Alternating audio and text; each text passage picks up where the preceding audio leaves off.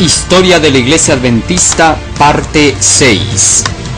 Debido a que la mensajera del Señor había declarado que la asociación misma se estaba corrompiendo, dando mensajes de reprensión directos para poder hacer regresar a los falsos pastores de su mal camino, y que había declarado que incluso la asociación general ya no era más la voz de Dios, algunos hombres aprovecharon de estos testimonios para querer atacar a la iglesia.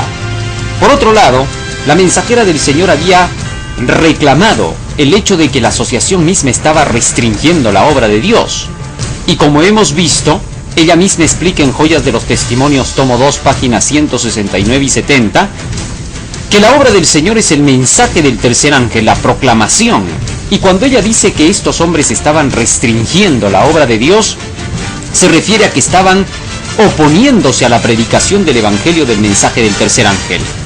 Ya ella había declarado que el enemigo intentaría oponerse a esta predicación. En el libro del evangelismo, en la página 171, leemos claramente que Satanás se opondría a la proclamación del tercer ángel. ¿Qué es lo que estaba entonces ocurriendo dentro de la iglesia? En el libro Testimonios para Ministros, la mensajera del Señor escribió en la página 110 y 111 lo siguiente: si un hermano está enseñando el error, los que ocupan puestos de responsabilidad debieran saberlo, y si está enseñando verdad, deben ponerse resueltamente de su lado. Todos nosotros debemos saber lo que se enseña en nuestro medio, pues si es la verdad necesitamos conocerla. El maestro de la escuela sabática necesita conocerla, y todo alumno de la escuela sabática debería comprenderla. Todos tenemos la obligación hacia Dios de comprender lo que Él nos envía. Él ha dado instrucciones por las cuales podemos probar toda doctrina, a la ley y al testimonio. Si no dijeren conforme a esto es porque no les ha amanecido. Pero si está de acuerdo con esta prueba, no estéis tan llenos de prejuicio que no podáis aceptar un punto sencillamente porque no concuerda con vuestras ideas. Con estas palabras, la mensajera del Señor está declarando que no había que oponerse a nadie que estuviera predicando, a menos que primero se le pruebe por la ley y el testimonio si lo que está diciendo es correcto o no. Se está refiriendo directamente a cualquier hermano que tiene que proclamar el evangelio, puesto que Dios va a llamar de en medio de su pueblo a quienes Él vea conveniente para que tengan que predicar la verdad. Todos pueden participar dentro de la causa del Señor, y nadie tiene por qué decirle a otro que no puede predicar.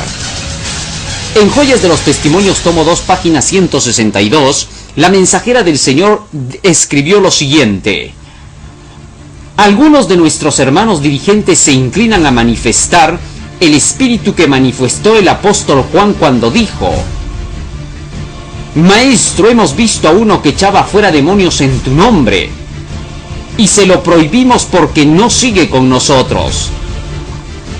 La organización y la disciplina son esenciales, pero hay ahora gran peligro de apartarse de la sencillez del Evangelio de Cristo. Lo que necesitamos es depender menos de las meras formas y ceremonias y mucho más del poder de la verdadera piedad. Si su vida y su carácter son ejemplares, trabajen todos los que quieran, cualquiera que sea su capacidad. Aunque no se conformen exactamente a vuestros métodos, no debéis decir una sola palabra para condenarlos o desalentarlos. Con estas palabras, prácticamente se estaba llamando la atención a los dirigentes que se oponían a la predicación del tercer ángel. Estos querían que la gente se sometiese a todo lo que ellos decían, que hicieran caso de lo que ellos mandaban, y si ellos decían que no había que predicar, había que hacerles caso. Esto no estaba en armonía con los escritos de la palabra del Señor ni del espíritu de profecía. A los tales, en Testimonios para los Ministros, página 493, la mensajera del Señor les escribió: el Señor no ha puesto a ninguno de sus agentes humanos bajo las órdenes y el control de los que no son sino mortales sujetos a error. No ha conferido a nadie el poder de decir: tú vas a hacer esto y tú aquello. Nadie es juez competente del deber de otro. El hombre es responsable ante Dios. Y cuando los hombres finitos y sujetos a error se arrogan el derecho de someter a sus semejantes como si el Señor les hubiera encargado hacer y deshacer, todo el cielo se llena de indignación. Se están aplicando algunos extraños principios con respecto al gobierno de las mentes y obras de los hombres, por parte de jueces humanos, como si estos hombres finitos fueran dioses. Las organizaciones e instituciones, a menos que sean protegidas por el poder de Dios, actuarán a las órdenes de Satanás, para poner a los hombres bajo el dominio de los hombres, y entonces el fraude y el engaño asumirán la semejanza del celo por la verdad y por el progreso del reino de Dios. Con estas palabras, la mensajera del Señor llamó la atención de los dirigentes que estaban tratando de oponerse a la obra del Señor, colocándose como divinos dentro de la iglesia. En la página 491 dice: ni han de creer los obreros escogidos por Dios, que a cada paso deben esperar para preguntar a alguna autoridad superior si pueden hacer esto o aquello. A veces alguien a quien se ha conferido responsabilidad como dirigente concibe la idea de que está en un puesto de suprema autoridad y que todos sus hermanos, antes de avanzar, deben ir primeramente a pedirle permiso para hacer lo que creen que se debe hacer. Esa persona se encuentra en posición peligrosa. Ha perdido de vista la obra del verdadero dirigente del pueblo de Dios. En lugar de actuar como un sabio consejero, asume las prerrogativas de un gobernante exigente. Se deshonra a Dios cada vez que se exhibe semejante autoridad y exaltación propia. Nadie que confíe en su propia fuerza dirigirse jamás en mente y juicio de alguien a quien Dios está usando en su obra. Nadie debe trazar pautas y reglamentos humanos para gobernar arbitrariamente a sus colaboradores que tienen una experiencia viva en la verdad. Dios invita a los que han ejercido indebida autoridad que aparten de sus obreros su mano dominadora. Trate toda persona a quien ha sido confiada sagradas responsabilidades de comprender su deber individual ante Dios y cumplir con humildad y fidelidad. Nadie se considere un amo que puede ejercer su poder dominante sobre sus hermanos. Los principios de la palabra de Dios deben ser enseñados y practicados. Tales palabras, escritas por la mensajera de Dios, llamaban la atención fuertemente a los dirigentes que ahora se estaban imponiendo y que querían tratar de introducir una monarquía absoluta de parte de ellos, como si fueran ellos dioses. Esto es conocido en el mundo como dictadura. Por eso es que la mensajera del Señor también escribió en otra cita: por otro lado, los dirigentes de entre el pueblo de Dios deben guardarse del peligro de condenar los métodos de los obreros individuales que sean inducidos por el Señor a hacer una obra especial para la cual hay otros pocos idóneos. Sean los hermanos que llevan responsabilidades lentos para criticar movimientos que no estén en perfecta armonía con sus métodos de trabajo. No supongan ellos nunca que cada plan debe reflejar su propia personalidad. No teman confiar en los métodos de otros, porque al privar de su confianza a un hermano obrero, que con humildad y celo consagrado está haciendo una obra especial según Dios le señaló, están retardando el progreso de la causa del Señor. Dios puede y quiere emplear a aquellos que no recibieron una educación cabal en las escuelas de los hombres. El dudar de su poder para hacerlo es una incredulidad manifiesta. Es limitar el poder omnipotente de aquel para quien nada es imposible. Con estas palabras, la mensajera del Señor estaba mostrando el hecho de que dentro de la iglesia Dios utilizará a quienes Él vea conveniente hacerlo, y nadie tiene por qué pensar que esto va a traer desorden a la iglesia. Continuó explicando ella en el mismo libro Obreros Evangélicos 503-504. Para el profeta, hablando de Ezequiel, la rueda que giraba dentro de una rueda, la apariencia de los seres vivientes relacionados con ellas, todo parecía intrincado e inexplicable, pero se ve la mano de la sabiduría infinita entre las ruedas, y el perfecto orden es el resultado de su obra. Nadie debe imaginarse por un momento que pueda manejar las cosas que pertenecen al gran Yo Soy. Ezequiel temía que las ruedas vayan a chocar. Sin embargo, en toda la visión no se ve tal cosa, porque es Dios quien estaba conduciendo su obra.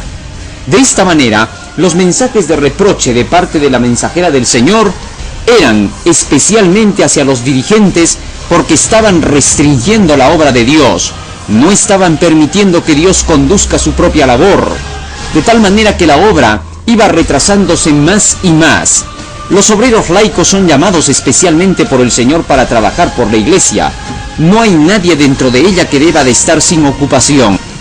La organización de la iglesia se ha formado con el propósito de predicar, no tiene otro fin. La iglesia de Cristo sobre la tierra fue organizada con propósitos misioneros, y el Señor desea ver a la iglesia entera ideando formas y medios por los cuales los encumbrados y los humildes, los ricos y los pobres puedan escuchar el mensaje de verdad.